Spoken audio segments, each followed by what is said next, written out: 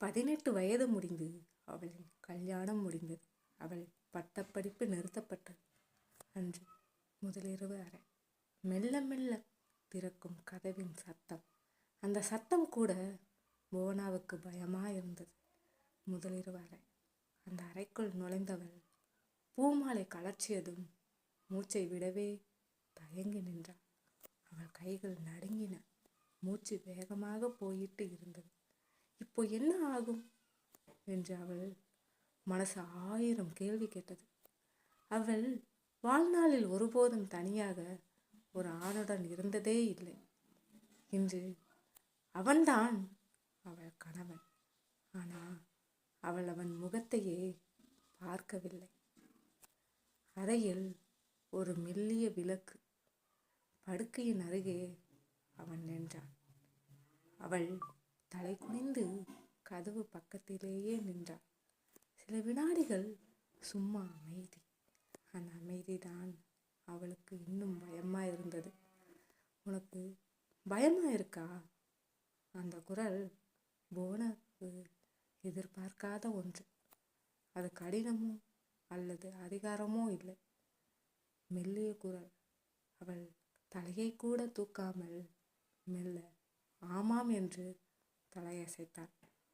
பரவாயில்லை, இங்க யாரும் உன்னை கஷ்டப்படுத்த மாட்டாங்க.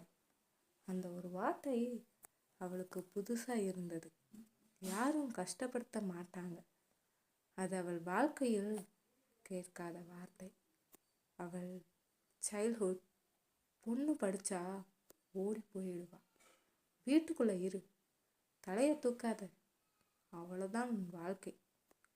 அந்த வார்த்தைகள் எல்லாம் அவளோட மனசுல சுவற்ற மாதிரி நின்று கொண்டிருந்தது.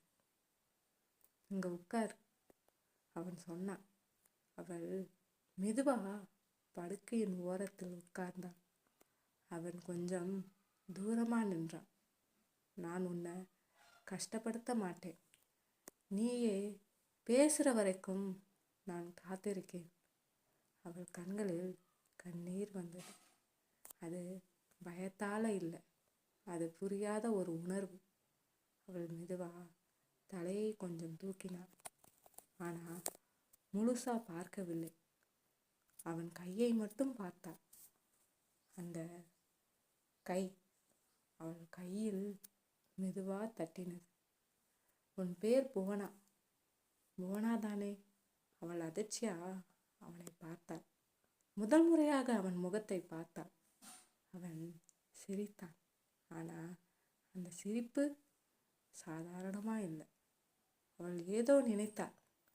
நீ என்னை எங்கோ பார்த்த மாதிரி இல்லையா? அவன் கேட்டாள். அவள் குழம்பினாள். இல்லை என்று சொல்ல போனாள்.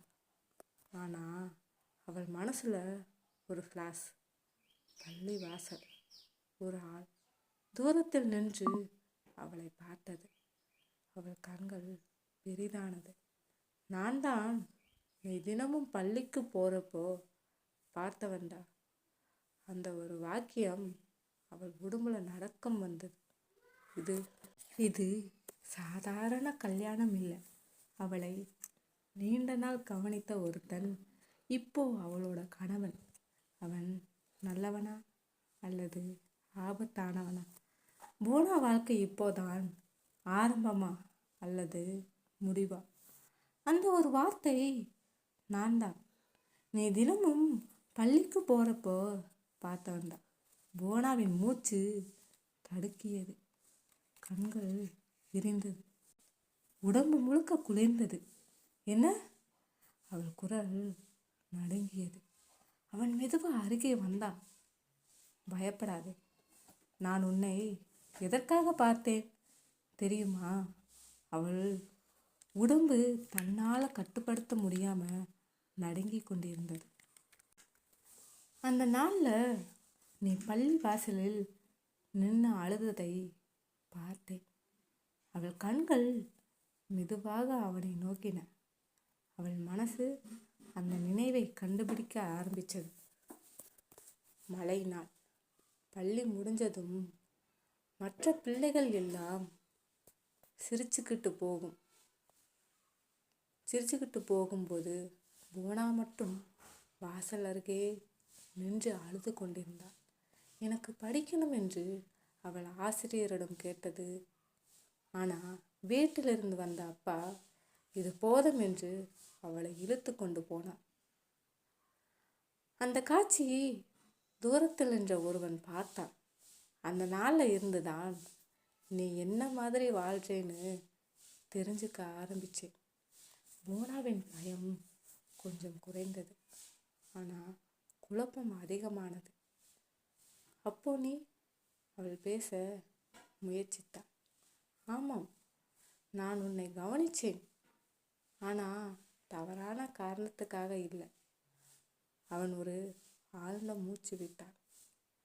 நான் ஒரு வழக்கறிஞன், பெண்களுக்கு நடக்கும் அநியாயங்களுக்கு எதிராக ஃபைட் பண்ணுறவன். அவள் அதிர்ச்சியில் உறைந்தாள். உன் வீட்டை பற்றி எனக்கு எல்லாம் தெரியும். உன் அக்காக்கள் ஓடி போனதும் உன்னை எப்படி அடக்கி வைத்திருக்காங்களும். அவள் கண்களில் கண்ணீர் வடிந்தது. அப்போ நீ என்னை கல்யாணம் பண்ணிக்கிட்டது? அவன் அவளை நேராக பார்த்தான். உன்னை காப்பாற்ற. அந்த ஒரு வார்த்தை அவளோட உள்ளம் உடைந்தது, அதே நேரம் இணைந்தது. ஆனால் இன்னொரு காரணம் இருக்கு. அவள் மீண்டும் பயந்தாள். என்ன காரணம்? அவன் முகம் சீரியஸானது. உன் அக்காக்கள் அவர்கள் ஓடி போனது அது காதல் இல்லை. அவள் இதயம் தடுக்கியது. அவர்களை யாரோ பயன்படுத்தினாங்க. இப்போ அந்த சேம் பீப்புள் உன்னையும் டார்கெட் பண்ணியிருக்காங்க. அவள் உடம்பே சுண்டியது. என்ன? அதனால தான் நான் உன்னை கல்யாணம் பண்ணிக்கிட்டேன். அது மட்டும்தான் உன்னை சட்டப்படி ப்ரொடெக்ட் பண்ண முடியும் வழி. அவள் கண்ணீர் மல்க அவனை பார்த்தாள். அப்போ இது எல்லாம் உண்மையா? அவன் மெதுவா தலையசைத்தான். இப்போ இருந்து நீ பயப்பட வேண்டியது நான் இல்லை. நம்ம இருவரும் எதிர்த்து கொள்ள போற உலகம். போனாவின் வாழ்க்கை இப்போதான் உண்மையா ஆரம்பிக்குது. அந்த இரவு போனா தூங்கவே முடியவில்லை. அவள் கண்கள் திறந்தபடியே இருந்தது. மனம் முழுக்க ஒரே கேள்வி, அக்காக்களுக்கு என்ன ஆனது?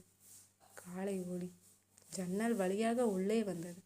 அவன் ஏற்கனவே வந்து எழுந்து நின்றிருந்தான். நாம் வெளியே போகணும் அவன் சொன்னான். போனா பயந்தாலும் இந்த முறை அவள் தலையசைத்தாள். கார் ஓடிக்கொண்டிருந்தது. நகரம் மெல்ல மாறியது. சத்தம் குறைந்தது. ஒரு பழைய கட்டிடம் முன் கார் நின்றது. இங்கதான் அவன் சொன்னான். இது ஒரு NGO, பெண்கள் பாதுகாப்பு மையம். அவள் குழப்பமா அவனை பார்த்தாள். உன் அக்காக்களை நீ பார்க்கணும்னு சொன்னேன்ல. அவள் இதயம் தடுக்க ஆரம்பித்தது. அந்த கதவு திறந்தது. அவள் முன்னால் அவள் 2 அக்காக்கள். ஆனால் அவர்கள் முன்னால் இருந்த மாதிரி இல்லை. ஒருத்தி அமைதியாக உட்கார்ந்திருந்தாள். மற்றொருத்தி பயந்து சுற்றி பார்த்து கொண்டிருந்தாள். அக்கா போனா ஓடி சென்றாள். அவர்கள் அவளை பார்த்ததும் அழ ஆரம்பித்தார்கள். நாங்கள் ஓடி போயில. ஒரு அக்கா அழுதபடி சொன்னாள். எங்களை ஏமாற்றி கூட்டிட்டு போயிட்டாங்க. போனா நிலை குலைந்தாள். அவன் மெதுவாக சொன்னான். இது ஒரு கேங். காதல் மாதிரி நடித்து பெண்களை ட்ராப் பண்ணி அவர்களை பயன்படுத்துகிறாங்க. போனாவின் கண்கள் கோபத்தில் எரிந்தது. அப்போ என்னையும் அவள் கேட்டாள். ஆமாம், அவன் சொன்னான். நீ நெக்ஸ்ட் டார்கெட். பயம் மறைந்தது. அவள் கண்களில் முதல் முறையாக தைரியம் வந்தது.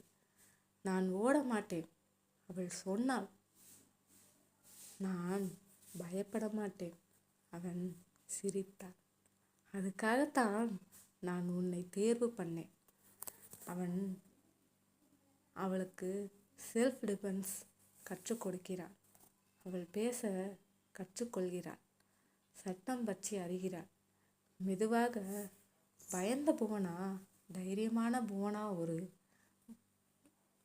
ஒரு இரவு அந்த கேங்கை பிடிக்க ட்ராப் போடப்படுகிறது.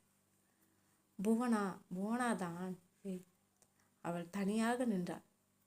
அதே பள்ளிவாசல் அருகே ஒரு ஆள் அவளிடம் வந்தான். நீங்க தான் புவனாவா? அவன் கேட்டான். அவள் பயப்படுவது போல நடித்து ஆமாம் என்றாள். அந்த நொடியில் அவன் கைப்பிடிக்க முயன்றான். அடடா! அவள் உடனே அவன் கையை பிடித்து திருப்பினாள். போலீஸ் சுற்றி வந்தது. அந்த கேங் முழுக்க பிடிக்கப்பட்டது. அந்த நாளுக்கு பிறகு புவனா மாறிவிட்டாள். அவள் இனி பயப்படும் பெண் இல்லை. அவள் மற்ற பெண்களை காப்பாற்றும் பெண். ஒரு நாள் அவன் அவளை பார்த்து கேட்டான். இப்போ கூட என்னை பார்க்க பயமா இருக்கா? அவள் சிரித்தாள். இல்லை, ஆனால் இப்போதான் உன்னை சரியாக பார்க்கணும்னு தோணுது. அவன் மெதுவாக சிரித்தான். பயம் காட்டி வளர்த்த பெண் தைரியம் கற்றுக்கொண்டால் அவள் வாழ்க்கையை மட்டும் இல்லை, மற்றவர்களின் வாழ்க்கையையும் மாற்றுவாள்.